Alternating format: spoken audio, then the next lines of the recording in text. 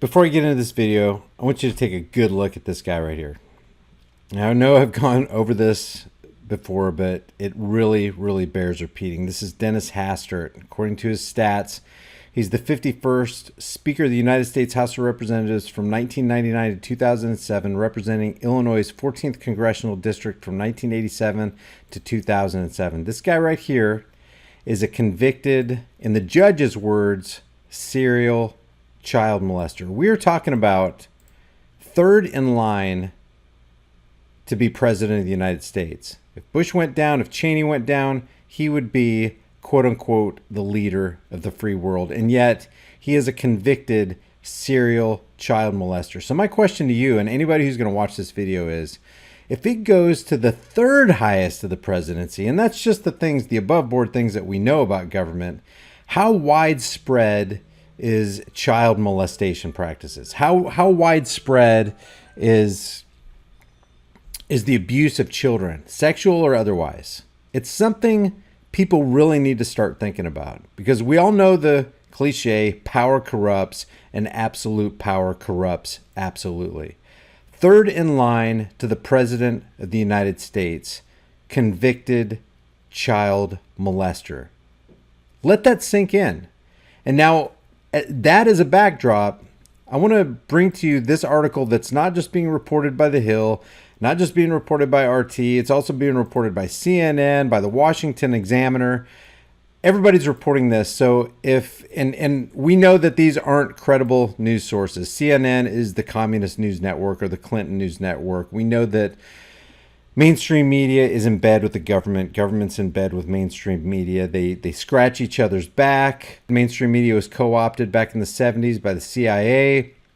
Basically, the government writes the script for mainstream media. So, when mainstream media is coming out with it, they had to, because there was so much evidence against the government. Remember, mainstream media and the government's objective is to distract, deceive, and divide us, to keep us from talking about and rising up against the bankers who actually own us, who own the Federal Reserve system, who own our Federal Reserve notes, our notes of debt.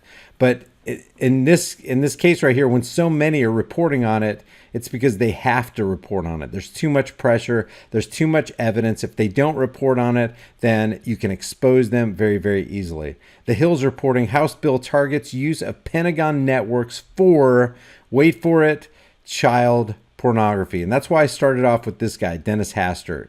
If it went as high as the third in line for the presidency, and no doubt the second and the first, then how widespread is child pornography, child sex abuse, child trafficking? How high does it go? So let's get into this article.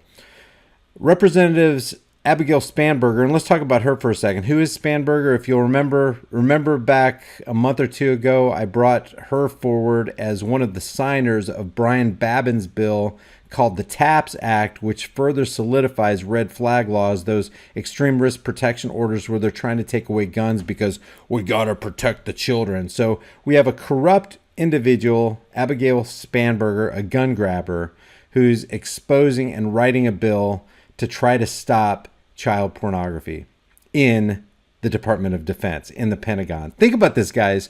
Child pornography is already illegal, and they're going to write another law to make it even more illegal for DoD employees. Abigail Spanberger and Mark Meadows introduced legislation on Tuesday meant to halt the use of Department of Defense DoD computer networks by users for sharing or procuring pornographic images of children. First of all, how do you do that on a government secured computer? It seems like I've worked at jobs where you can't log in to anything. You can't go to a news site, let alone download child pornography. They don't let you because their IT guys limit it. They restrict it. So how is this even a thing in the Department of Defense? How is this even an option?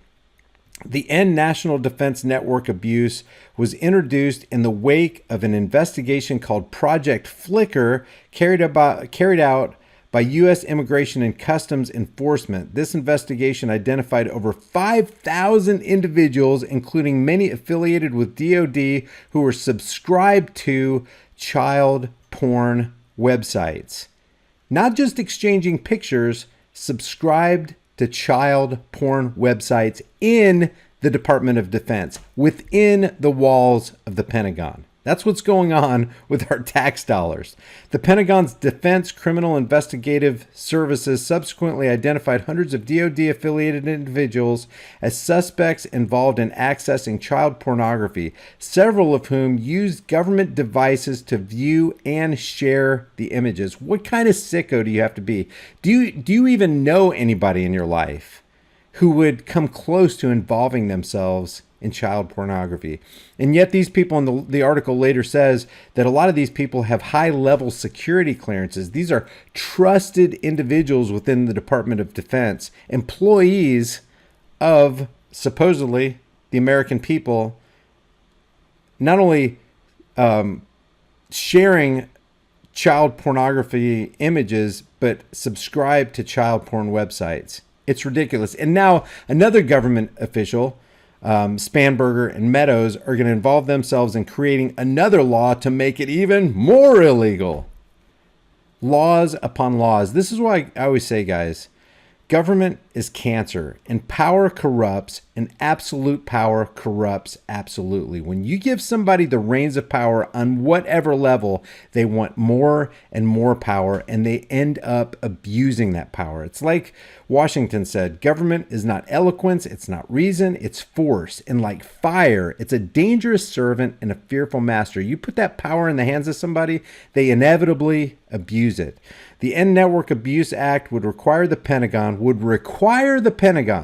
to enter into agreements with groups including law enforcement, child protection services. Child protection services is probably the biggest child traffickers on American soil, social services, and trauma-informed healthcare providers in order to cut down or halt the spread and impact of these images on DoD networks. The bill would also upgrade the training and technical expertise of the military organizations involved in investigating these types of crimes. So they're going to make a law to make something that's already illegal even more illegal for Department of Defense employees within the walls of the Pentagon.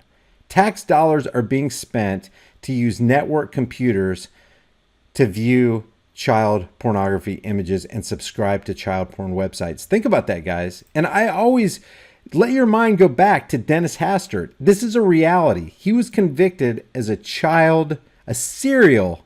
This is actually the judge's words. Serial child molester, third in line for the president of the United States. And you still trust government? You really still trust government? And then agents of government are going to create a law to make something even more illegal when it's already illegal. How do you make something even more illegal? How do you put more stringent requirements? It's kind of like the gun-free zones. How can you get more gun-free than gun-free? You can't. And yet, for some reason, people feel better about themselves when they ask their politicians to create more laws which restricts them even further. And the laws don't end up working. They end up empowering criminals. I just want to bring this forward, guys, because a lot of these people, as they say in this article, I think it's in the RT article, had high-level security clearances, which means they were trusted government officials. I don't care if they're trusted government officials. I don't care how high up they go. They're human beings, and you've granted them power over other human beings. And to expect that those people with that power are not going to abuse that power is looking through life with rose-colored glasses, and you're not being honest with yourself. Let the world, the Google Thought Police, and everybody in the DoD who thinks it's okay to subscribe to child porn sites know what you think about this in the comment section below, and I'll see you guys in the next heavily censored shadow ban video.